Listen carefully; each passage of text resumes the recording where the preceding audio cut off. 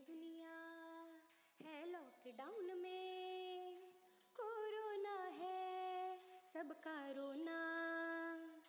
डरने वाली बात नहीं है, सावधानी हमको रखनी है। 1 मीटर की दूरी से ही बात है हम सबको करनी है। बच्चों आओ पढ़ो सभी, कोरोना से डरो नहीं। बच्चों आओ पढ़ो सभी, कोरोना से डरो नहीं।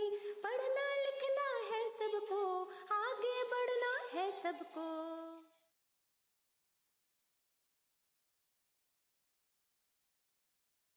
नमस्कार, मैं डॉक्टर प्रज्ञा यादव आप सभी को पुनः संस्कृत कक्षा में लेकर चलती हूँ।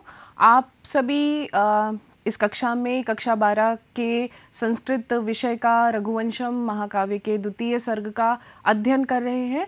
आज इस कक्षा में इस व्याख्यान में हम लोग इन बिंदुओं पर चर्चा करने वाले हैं। इस व्याख्यान में सबसे पहले हम लोग पहले के व्याख्यान की पुनरावृत्ति करेंगे। उसमें यह देखेंगे कि अभी तक आपने जो श्लोक पढ़े, कथा कहाँ तक पहुँची, यह कथा कहाँ से प्रारंभ हुई थी। उसके बाद में रघुवंशम के द्वितीय सर्ग के जो 63 और 64 श्लोक संख्या है, उसको हम लोग उसकी हिंदी और संस्कृत में व्याख्या यहाँ देखी जाएगी। उन्हीं श्लोकों के अन्वय के साथ में हम लोग कठिन शब्दों पर चर्चा करेंगे।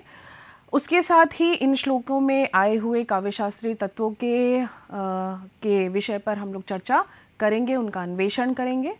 सर्वप्रथम हम पूर्व कथा की पुनरावृत्ति करते हैं। आपने अभी तक देखा कि राजा दिलीप और रानी सुदक्षिणा संतान प्राप्ति के लिए गुरु वशिष्ठ के आश्रम में पहुंचते हैं और वहां पहुंचकर गुरु वशिष्ठ से जब उन्हें यह ज्ञात होता है कि नंदिनी गाय की सेवा का उपाय उन्हें गुरु वशिष्ठ बताते हैं संतान प्राप्ति के लिए, तो वह आश्रम में ही रुककर नंदिनी गाय की सेवा में लग जाते हैं।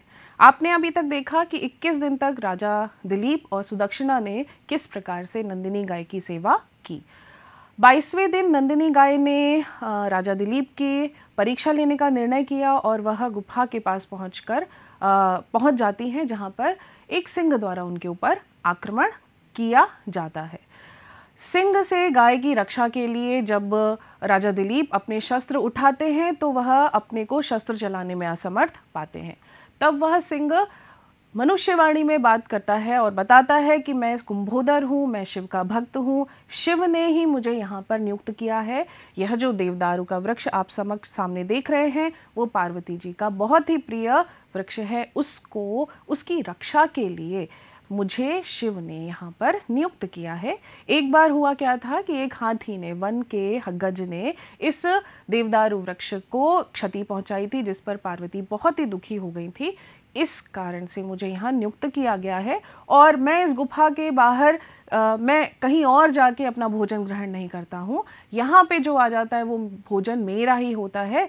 तो इस व्रत की पारणा का जो यह साधन गाय बनी है, इसको मैं नहीं छोड़ूंगा और आप मुझे इस गाय की रक्षा मुझसे कर भी नहीं पाएंगे। आपके ऊपर शिव के प्रभाव से आप शस्त्र भी नहीं चला पा रहे, तो हे राजा दिलीप, आप इस गाय को छोड़कर चले जाइए। लेकिन राजा दिलीप वहाँ से जाने का निर्णय नहीं करते हैं और यह उसको प्रस्ताव देते हैं कि वह उनको खा ले और गाय को जाने दे।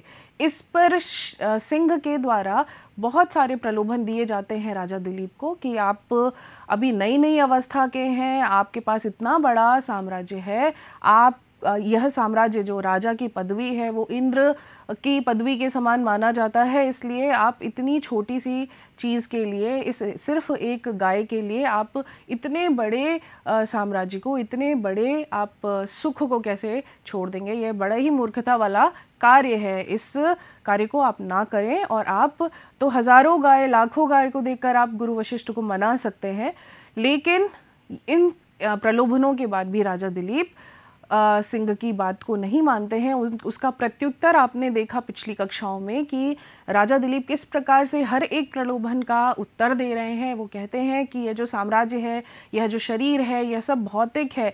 इन भौतिक पदार्थों में हमारे जैसे लोगों का कोई भी विश्वास नहीं होता, आस्था नहीं होती, और इसलिए हे सिंह इस गाय को छोड़ दीजिए। और आप इस गाय को सिर्फ एक छोटी सी गाय, एक सामान्य सी गाय मत मानिए, यह गुरु वशिष्ठ की धेनु है, यह दैवीय धेनु है, इसलिए आपको तो शिव का प्रभाव है, इस कारण आप आक्रमण कर पाए। यह राजा दिलीप बताते हैं कि आप तभी कर पाए, आपका सामर्थ्य तभी हुआ क्योंकि आपके ऊपर शिव का प्रभाव था, नहीं तो आप इस धेनु पर को छू भी नहीं सकते थे, अन्य कोई प्राणी इसको छू नहीं पाता है।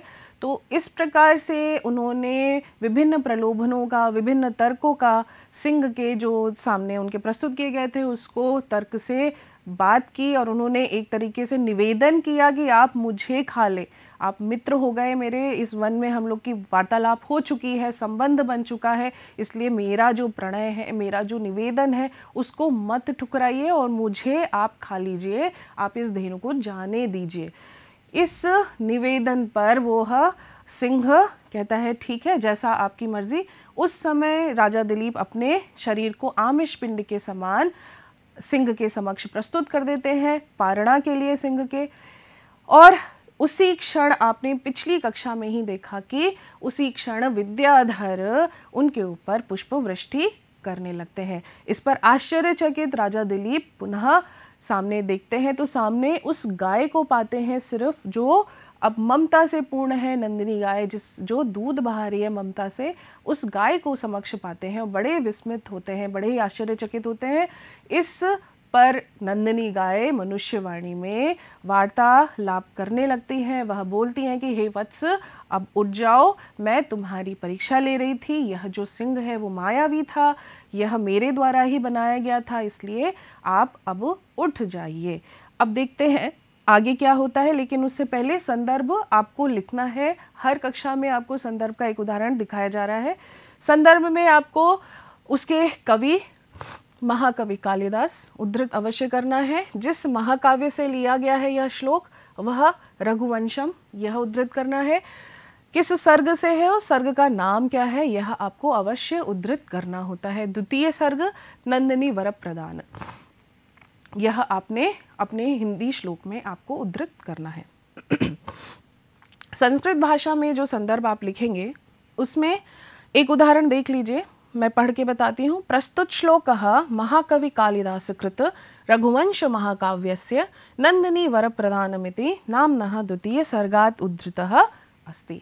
यही हिंदी का जो सामान्य रूप से आपने संदर्भ लिखा उसी को संस्कृत में अनुवाद करके आसान सा एक संदर्भ यहाँ पे दिया गया है, इसको याद करना अवश्य है। इसके बाद में हमारा जो आगे के श्लोक हैं उसके उसी प्रसंग में क्या हुआ, चलिए हम लोग एक बार वाचन करेंगे। यह छंद उपजाति है, उपजाति छंद का जो वाचन है आप लोग करते आ रहे हैं, इसको करते हैं। भक्त्या गुरौ मयि अनुकंपया च प्रीतास्मि ते पुत्र वरं वृणीष्व न केवलानां पयसां प्रसूते मवेहि मां कामदुधां प्रसन्नाम्। इस श्लोक में चलिए कठिन शब्दों को एक बार हम लोग देखेंगे। भक्त्या गुरौ, गुरु में भक्ति को, मई मुझ में, अनुकंपया दया को, प्रीतास्मि प्रसन्न हूँ, अस्मि मैं, ते तुमसे, ये पुत्र जो है ये संबोधन है किसके लिए, राजा दिलीप के लिए। वरम वृणीष्व, वरो किसको, वर को, वर को मांगो। न केवलानाम पयसाम प्रसूतिम, पयसाम प्रसूतिम सिर्फ दूध को देने वाली, अवेहि माम मत जानो, अवेहि जानो, काम दुधाम लेकिन क्या जानो, काम दुधाम, प्रसन्नाम प्रसन्न होने पर। ठीक है, तो ये सब आपने देखा। भक्त्या गुरौ, गुरु में भक्ति, और मई अनुकंपया, और मेरे में अनुकंपा, अनुकंपा अर्थात दया भाव। यह कठिन शब्द आपने देखा। पयसाम प्रसूतिम, पयसाम प्रसूतिम मतलब सिर्फ दूध देने वाली गाय, मत जानो, काम दुधाम प्रसन्न होने पर, काम दुधाम काम धेनु के, कामनाओं को देने वाली मानो मुझे।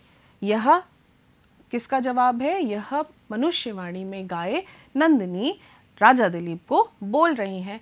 इस पर हम लोग अन्वय के माध्यम से एक बार स्पष्ट रूप से देख लेंगे। पुत्र, हे पुत्र, गुरौ भक्त्या, तुम्हारी जो गुरु में भक्ति है, च और मई अनुकंपया, और मुझ में जो दया है उससे, इन दोनों गुणों से, ते प्रीता अस्मि, तुम पर मैं प्रसन्न हूँ। वरम वृणीष्व, इसलिए हे पुत्र, हे राजा दिलीप, वर मांगो। माम केवलानाम पयसाम प्रसूतिम न अवेहि, क्या मत जानो? मुझे केवल दूध देने वाली मत जानो। प्रसन्नाम, प्रसन्न होने पर मुझे किस प्रकार जानो? काम दुधाम अवेहि, कामनाओं को पूरा करने वाली, किसी भी प्रकार की कामनाओं को पूरा करने वाली गाय मुझे जानो। यह आपने अन्वय के माध्यम से अर्थ को स्पष्ट रूप से देख लिया है। एक बार संस्कृत में इसको किस प्रकार से लिखेंगे देख लेते हैं। उसके बाद में पुनः श्लोक हम लोग पढ़ेंगे और उसकी व्याख्या पुनः करेंगे। नंदिनी राजानम प्रति वदति, पुत्र तव गुरौ वशिष्ठे भक्तिम तथा च मयि दयां दृष्ट्वा अहम ते प्रसन्ना अस्मि। त्वं मनोभिलषितं वरम याच, हे राजन, माम साधारण दुग्धदात्रीं धेनुं मा जानीहि, वरन प्रसन्ने सति सर्वान् मनोरथान् दात्रीं कामधेनुम् एव जानीहि। यह गाय बता रही हैं। एक बार पुनः श्लोक में हम लोग देखें किस प्रकार से अर्थ निकालेंगे। अवेहि, जानो, क्या जानो? पयसाम प्रसूतिम न, केवल, केवल मुझे क्या नहीं जानो? दूध देने वाली गाय मत जानो। माम प्रसन्नाम, प्रसन्न होने पर मुझे काम दुधाम अवेहि, कामनाओं को देने वाली ही जानो। ऊपर की दो पंक्तियों में आपने क्या देखा? भक्त्या गुरौ, गुरु में भक्ति से, और मई अनुकंपया, और मुझ में दया भाव से, प्रीता अस्मि, यह सब देखकर, इन सब कारणों से, प्रीता अस्मि ते, तुम पर मैं प्रसन्न हूँ, मैं प्रसन्न हूँ। यह बता रही है यह नंदिनी गाय बता रही है किस लिए? क्योंकि अभी तक जो दर्शन हुए हैं दिलीप के गुणों के, उसमें आपने देखा कि दिलीप बार बार कह रहे हैं कि गुरु वशिष्ठ का जो क्रिया है, जो होम क्रिया है, उसकी जो कारणभूता है यह नंदिनी गाय हैं, इनको नष्ट नहीं होना चाहिए। और गो सेवा में रत जो राजा दिलीप हैं, उन्होंने यह भी अपने शरीर को त्याग करने के लिए सामने प्रस्तुत किया कि इस गाय का जो बछड़ा है वो अभी माँ की प्रतीक्षा में है, इसलिए इस गाय को जाने दीजिए। यह दोनों गुण जो है अभी तक राजा दिलीप के दिखाई पड़ रहे हैं न्यायप्रियता के साथ में ही। तो गाय ने भी यही दोनों गुणों को सामने प्रस्तुत किया और बताया कि वह क्यों प्रसन्न है। इसलिए प्रसन्न है किसकी? तुम्हारी गुरु में भक्ति से, और मेरे ऊपर जो दया भाव है उससे मैं तुम्हारे ऊपर प्रसन्न हूँ, यह उन्होंने यहाँ बताया। और इसलिए वह प्रसन्न होकर बता रही हैं कि कोई भी वर मांगो, मुझे साधारण धेनु मत मानो जो सिर्फ दूध देने वाली धेनु होती है। मैं कामनाओं को पूरा करने वाली धेनु हूँ। यदि मैं प्रसन्न होने पर सभी कामनाओं को पूरा करने वाली धेनु हूँ, ऐसा जानो। यह आपने इस श्लोक में देखा। नंदिनी की वाणी से आपको यह बताया गया। नंदिनी का परिचय उन्होंने स्वयं दिया, उनकी दैवीय शक्ति का परिचय उन्होंने स्वयं दिया, और जिसलिए राजा दिलीप आश्रम में आए थे उसकी एक तरीके से उस कामना की पूर्ति का समय आ रहा है। नंदिनी गाय प्रसन्न हो रही है, वह स्वयं कह रही हैं कि वर मांगो। तो यहाँ पे यह दिखाया जा रहा है इस श्लोक में। इस श्लोक में उपजाति छंद है, यह उद्धृत करना है। काम दुधाम, यह या कामान दुग्धि इति सा बहुव्रीहि समास का उदाहरण है, आपने यहाँ पर देखा। आगे के श्लोक में हम लोग पढ़ेंगे कि वह प्रसन्न हो गई है। अभी नंदिनी ने कहा कि कोई भी वर मुझसे मांगो, तो अब क्या होता है इस श्लोक में हम लोग देखते हैं और देखते हैं कि किस प्रकार से इसका वाचन होगा। ततः समानीय समानितार्थी हस्तौ स्वहस्तार्जित वीर शब्दः वंशस्य कर्तारमनंत कीर्तिम सुदक्षिणायाम तनयम ययाचे। देखिए, कामना जो लेकर आए थे राजा दिलीप, उन्होंने वह मांगा भी। जब नंदिनी ने यह प्रस्ताव रखा कि मुझसे कोई भी वर आप मांगिए, तो क्या हुआ उसके आगे? ययाचे, मांगा।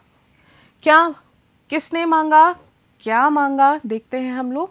ततः, उसके बाद में जब नंदिनी गाय ने यह प्रस्ताव रखा, समानीय, मिलाकर के, किसको? हस्तौ, दोनों हाथों को जोड़ करके, स, वह राजा, उस राजा दिलीप ने, वह राजा दिलीप कैसे थे? देखिए, मानितार्थी और स्वहस्तार्जित वीर शब्दः, जो मानितार्थी, जो याचकों को देने वाले थे उन राजा दिलीप ने, और जो अपने हाथों से वीर शब्द जिन्होंने स्वयं अर्जित किया था, ऐसे राजा दिलीप ने। समानीय हस्तौ, दोनों हाथों को मिला करके, ययाचे, याचना की। क्या याचना की? सुदक्षिणायाम, सुदक्षिणा अर्थात उनकी पत्नी सुदक्षिणा में, तनयम, पुत्र को, ययाचे, मांगा। कैसे पुत्र को मांगा? वंशस्य कर्तारम, जो वंश को आगे बढ़ाने वाला हो, और अनंत कीर्तिम, जिसकी कीर्ति अनंत रूपा हो। इस प्रकार यह दोनों तनय अर्थात पुत्र के विशेषण, कैसे पुत्र को उन्होंने मांगा? जो वंश परंपरा को आगे बढ़ाने वाला हो और जिसकी कीर्ति अनंत दिशा में फैली हो, ऐसे पुत्र को किसमें मांगा? सुदक्षिणा में मांगा। यह आपने इस श्लोक में देखा। एक बार अन्वय के माध्यम से हम लोग देखेंगे स्पष्ट रूप से। ततः, उसके बाद में, यह जो कथा अभी तक हुई, वर मांगो ऐसा गाय ने कहा। उसके बाद मानितार्थी स्वहस्तार्जित वीर शब्दः सह हस्तौ समानीय वंशस्य कर्तारम अनंत कीर्तिम तनयम सुदक्षिणायाम ययाचे। मांगा, किसने मांगा? उस दिलीप ने। कैसे दिलीप ने? मानितार्थी, जो सभी को देने वाला था, जो याचकों को देने वाला था। स्वहस्तार्जित वीर शब्द, जिसने अपने ही हाथों से, अपने ही पराक्रम से, किसी और के पराक्रम से नहीं, किसी और के वीरता से नहीं, स्वयं के अपने हाथों से ही जिसने वीर शब्द को अर्जित किया था, वीर की उपाधि अर्जित की थी, ऐसे उस दिलीप राजा ने हाथ जोड़ करके, यहाँ विनम्रता को बताया जा रहा है कि वह राजा भी हैं और वह पराक्रम से परिपूर्ण भी हैं और वह मानितार्थी अर्थात याचकों को देने वाले हैं। जो देता है वो कभी ना कभी अहंकार से भर जाता है और यह उसका एक अवगुण भी हो जाता है। आपने देखा सामान्य रूप से कि वह याचकों को देने वाला है, लेकिन यहाँ पे वह किस प्रकार से हस्तौ समानीय, दोनों हाथों को जोड़ करके विनम्रता से, वंश से कर्तारम अनंत कीर्तिम, वंश के परंपरा को आगे बढ़ाने वाले वंशकर्ता, रम अनंत कीर्तिम, कीर्ति जिसकी फैल जाए, जिसकी अनंत रूप से कीर्ति हो जाए, ऐसे उस पुत्र को सुदक्षिणा में याचना की, मांगा। यह आपने इस श्लोक में देखा। इसको संस्कृत भाषा में कैसे लिखेंगे एक बार देखेंगे। नंदन्या वरम वरय इति कथनोपरांते दान कर्मणा याचकान संतुष्ट करता तथा च स्वबाहुबलेन वीर इति उपाधिं धारण करता चक्रवर्ती राजा दिलीपः स्वहस्तौ संधाय स्ववंशस्य कर्तारम अनंत कीर्तिम पुत्रम सुदक्षिणायाम गर्भे अयाचत। ये आपने इस श्लोक में देखा। इसकी संस्कृत व्याख्या में यहाँ जो भाव है वह दिलीप के जो विनम्रता है और जो एक एक जो याचक के रूप में उन्होंने अपने आप को प्रस्तुत किया और बड़े ही विनम्रता से हाथ जोड़कर नंदिनी गाय से अपनी जो कामना है उसको सामने रखा और जो याचना की उसके विषय में यहाँ पे बताया जा रहा है। ये जो दिलीप के जो विशेषण है उसको विशेष रूप से आप लोग ध्यान देंगे, उसको अपनी व्याख्या में अवश्य लिखेंगे। स्वहस्तार्जित वीर शब्द, जिसने अपने ही हाथों से वीर शब्द को अर्जित किया था वह राजा दिलीप, और समानितार्थी जो याचकों को देने वाला था, अर्थात उनकी स्थिति ऐसी थी कि पुत्र ना होने के वजह से वह राजा दिलीप जो हजारों लोगों को, हजारों याचकों को अर्थ देने वाले थे, दाता थे, उन्होंने अपने हाथों को जोड़ करके विनम्रता के साथ में उस नंदिनी धेनु से अपनी पत्नी सुदक्षिणा के गर्भ में एक पुत्र को, और कैसे पुत्र को, जो वंश का कर्ता हो और जिसकी कीर्ति अनंत रूप से फैले, ऐसे पुत्र को सुदक्षिणा के गर्भ में मांगा। यह आपने इस श्लोक में देखा। इसके भी भाषा और शैलीगत विशेषताओं में उपजाति छंद का आप लोग इसको उद्धृत करेंगे कि यह उपजाति छंद का उदाहरण है। समानीय में सम, आ, नी और ल्यप प्रत्यय लगकर यह पद बनता है। ययाचे में याच धातु पर लिट लकार के रूप में आपको यह रूप मिलेगा। यह व्याकरणात्मक टिप्पणी में आपने देखा। आपके यह जो श्लोक है उसके ऊपर आधारित जो प्रश्न है उनको आप लोग यहाँ पे देख लेंगे। प्रसन्ना भूत्वा काम दुधा का, प्रसन्न होने पर काम दुधा, कामनाओं को देने वाली कौन थी? नंदिनी गौ। उसके बाद मानितार्थी इति विशेषणम कस्य कृते प्रयुक्तः, मानितार्थी जो याचकों को देने वाले थे, ऐसे इस प्रकार मानितार्थी विशेषण किसके लिए प्रयोग किया गया है श्लोक में? आपने देखा राज्ञा दिलीपस्य कृते प्रयुक्तः। कह हस्तौ समानीय सुदक्षिणायाम तनयम ययाचे, कौन हाथ को जोड़ करके सुदक्षिणा में पुत्र को किसने मांगा? किसने मांगा? राजा दिलीपः। यह आपने अभ्यास, आपने यह मुख्य बिंदु के रूप में इन प्रश्नों को देखा। आपने 2 श्लोक पढ़े, उसमें आपने देखा कि नंदिनी गाय ने उनका जो प्रण था, जो एक याचना थी जिसके कारण वह गुरु वशिष्ठ के आश्रम आए थे, उस कामना की पूर्ति के लिए प्रसन्न होकर स्वयं ही वर को मांगने का प्रस्ताव रखा, और उस धेनु ने यह उद्धृत किया कि वह वशिष्ठ, गुरु वशिष्ठ में राजा की जो भक्ति है उसको देखकर प्रसन्न हुई हैं, जो स्वयं अर्थात गाय में अपने में जो उनकी दया उन्होंने देखी उस पर वह प्रसन्न हुई हैं, और इसलिए प्रसन्न होने पर वह कामनाओं को देने वाली है। इस प्रकार से उन्होंने राजा दिलीप को अपना परिचय देते हुए वर को मांगने के लिए कहा। और आपने दूसरे श्लोक में यह देखा कि राजा दिलीप ने जो कामना उनके मन में थी, जिस कामना की पूर्ति के लिए गुरु वशिष्ठ ने नंदिनी धेनु की सेवा का उपाय बताया था, उसके लिए, उस कामना की पूर्ति के लिए उन्होंने अपनी जो सुदक्षिणा के गर्भ में एक पुत्र की याचना उस गाय नंदिनी से की। यह आपने 2 श्लोकों में देखा, और इन प्रश्नों के माध्यम से भी आपने उन बिंदुओं पर एक बार पुनः दृष्टि भी डाली। अभ्यास कार्य में आपने इन दोनों श्लोकों को आपको संदर्भ के साथ में व्याख्या अवश्य करनी है, और इन व्याख्या में जो विशेषण होते हैं उन विशेषणों के ऊपर विशेष रूप से आपको जोर देना चाहिए, क्योंकि वो विशेषण जो है वो भाव को अभिव्यक्त करने का एक बहुत ही महत्वपूर्ण साधन होते हैं। कवि का जो भाव होता है वो विभिन्न विशेषणों के माध्यम से आपको दिखाई पड़ता है।